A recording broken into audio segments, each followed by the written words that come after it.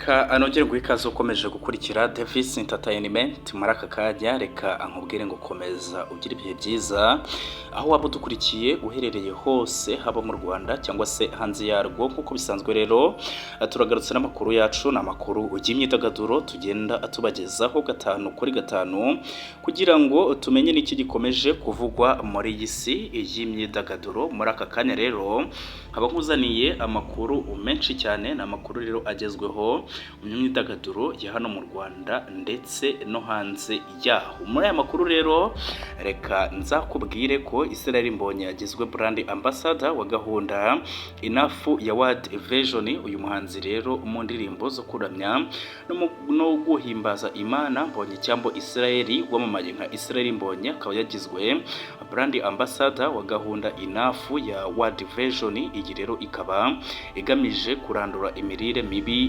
n'igwingira mu bana. Muri aya makuru kandi ndaza kukubwira ko Meddy agiye gutanga ubuhamya mu giterane yahurijwemo na Patient Bizimana ndetse na Pasiteri Edimo.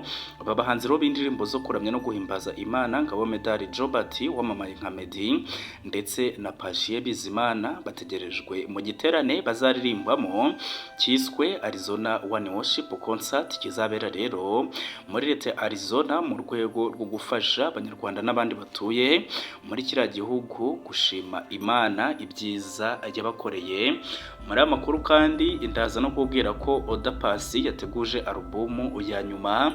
Uyu muraperikazi rero Oda Paccy cyangwa se wamenyekanye nka Uzambera Umwana Oda akaba yaratangaje ko ari mu myiteguro yo gushyira hanze alubumu ya nyuma mbere yuko afata ikiruhuko kirekire mu rugendo rwe rwa muzika amazemo imyaka irenga 15 atanga ibyishimo yisunze injyana ya hip hop. Muri aya makuru kandi ndaza no kukubwira ko kuva kuri Dr Nsabi kugera kuri Messi, Canal Plus yazanye ibiganiro bishya na promosiyo y'agahebuzo. Iyi Canal Plus rero ikaba yashyize igorora abafatabuguzi bayo ndetse inashyiraho promosiyo ku bantu bashya bazagura iri fatabuguzi. Ibyongera rero ku biganiro bishya na Copa America yamaze kwemezwa kuzanyuza kuri Canal Plus. Tudatinze rero reka twinjire mu makuru yacu ku buryo burambuye.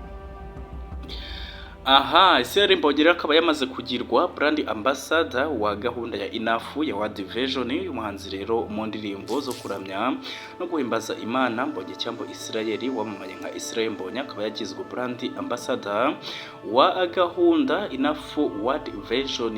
Iyi rero ikaba igamije kurandura imirire mibi n'igwingira mu bana. Iyi gahunda rero byitezwe ko izamara imyaka igera kuri 3 iri gushyirwa mu bikorwa na World Vision kufatanye n'abafatanyabikorwa batandukanye bayobowe na leta y'u Rwanda. Iyi World Vision yatangaje ko yashoye miliyoni zigera kuri 2 z'amadolari y'Amerika ku rwego rw'isi muri iyi gahunda. Ubwo rero hamurikwaga gahunda ya Enough, Israel Mbonyi yavuze ko nubwo adakunda kwiyita brand ambassador w'ikintu icyo ari cyo cyose ngo kuko umuhamagaro we ari uguhagararira ubwami bw'Imana, utewe ishema rero no guhagararira iyi gahunda igamije kurengera ubuzima bw'abakiri bato. Ati nejejwe no kuba muri ubu bukangurambaga. Impamvu mbyishimiye nuko intego yabwo ari uko buri mwana agomba kubona amafunguro yujuje intungamubiri ngo abeho neza. Israel Mbonyi rero yahamagariye buri wese kugira umutima wo kugera ku bana bari mu byago by'imirire mibi n'igwingira. Uyu muhanzi rero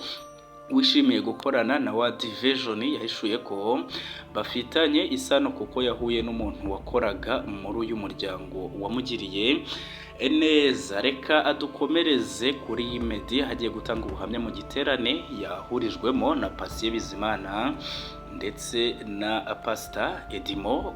Abahanzi rero b'indirimbo zo kuramya no guhimbaza Imana ngabo Medali Jobert, Meddy ndetse na Patient Bizimana bategerejwe mu giterane bazaririmbamo cyiswe Arizona One Worship Concert, kizabera muri leta ya Arizona mu rwego rwo gufasha abanyarwanda n'abandi batuye muri kiriya gihugu gushimira Imana ibyiza yabakoreye. Ni igiteraniro kigiye kuba ku nshuro ya mbere muri uyu mwaka, cyateguwe n'itorero itorero God's Solid Foundation Church bisunze rero amagambo aboneka muri Yesaya 55 umurongo wa mbere hagira hati agakiza k'ubuntu gaturuka ku Mana yemwe abafite inyota nimuze ku mazi kandi n'udafite ifeza nawe enaze ati nimuze mugure murye nimuze mugure vino n'amata mudatanze ifeza cyangwa se ibindi ibiguzi. Bigaragara ko rero kizabera mu nyubako ya Mesa Convention Center guhera saa 10 z'umugoroba.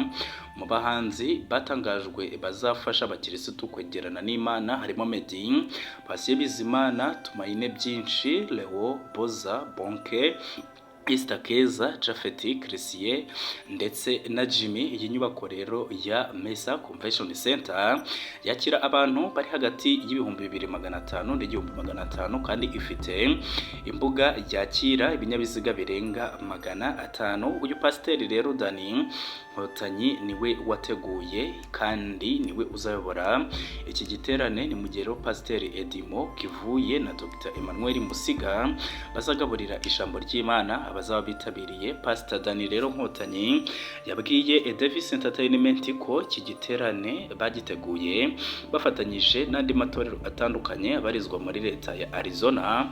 Avuga ko rero bagiteguye mu rwego rwo gufasha abakirisitu babarizwa muri aya matorero guhurira hamwe bakaramya Imana kandi bari mu murongo wo kugaragaza ubumwe bw'amatorero. Ati rero ni igitaramo cyangwa se igiterane kidasanzwe kuri twe kandi tugeze kure imyiteguro yacyo. Ati twagiteguye hagamijwe kuramya Imana no kugaragaza ubumwe bw'amatorero. Reka rero dukomereze amakuru yacu y'imyidagaduro kuri Oda Paccy, aho rero yateguje alubumu ya nyuma. Uyu muraperikazi rero uzambera umwana Oda cyangwa se Oda Paccy akaba yaratangaje ko ari mu myiteguro yo gushyira hanze alubumu yise iya nyuma mbere yuko afata ikiruhuko kirekire mu rugendo rwe rw'umuziki amazemo imyaka irenga 15 atanga rero ibyishimo yisunze injyana ya hip hop mu ijoro ryo kuri uyu wa gatatu ku itariki ya 29 Gicurasi 2024 nibwo uyu Oda Paccy wamamaye mu ndirimbo zirimo Musirimu, Rimwe, Ntabwo Mbyicuza n'izindi yabwiye abafana be n'abakunzi b'umuziki ko ari kubategurira nyine alubumu nshya. Akaba yarabwiye rero Davis Entertainment ko iyi alubumu izabiriho indirimbo 10 ndetse n'inyongezo y'indirimbo 3, bivuze ko muri rusange izabiriho indirimbo 13 zigaruka ku ngingo zinyuranye. Na alubumu rero avuga ko idasanzwe kuri we kuko ngo ari kuyitegura mu gihe ari no kwitegura gufata ikiruhuko kirekire mu muziki. Ati rero alubumu ndi gukora ni alubumu nifuza ko izaba iriho indirimbo zitandukanye n'izo nsanzwe nkora. Akomeza rero agira ati izaba iriho injyana zose, ni alubumu ya nyuma nzaba nkoze mbere yuko mfata ikiruhuko cy'igihe kirekire mu muziki nkerekeza mu zindi nshingano. Oda Paccy rero yavuze ko iyi alubumu ngo izaba iriho indirimbo zigaruka ku buzima busanzwe, urukundo, kandi avuga ko yayitondeye mu ikorwa ryayo.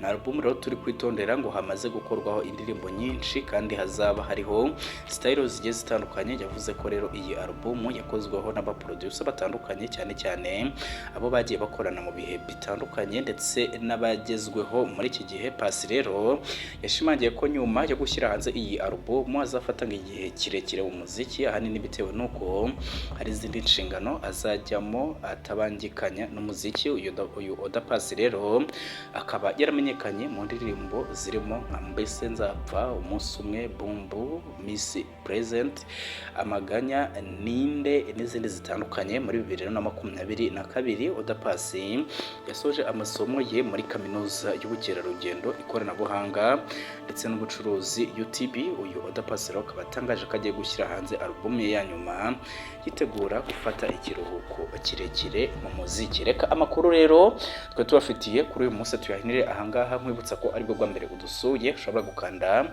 buto ya subscribe kugira ngo tujye tubana mu makuru ajya atandukanye tugenda tubagezaho buri munsi. Reka nkubwire ngo rero nawe udusuye bwa mbere kanda subscribe, nawe usanzwe udukurikira nicyo gihe kugira ngo ukande like kuri iyi